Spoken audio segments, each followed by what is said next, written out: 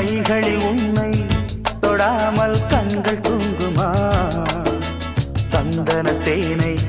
தராமல் தாகம் நீங்குமா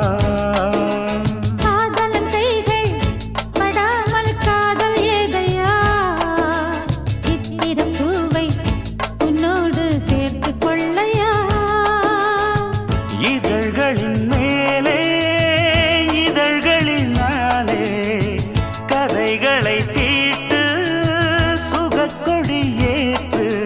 மன்னவனே என் மன்மதனே என்னை தொட்டு தொட்டு தழுவு பட்டு பூவே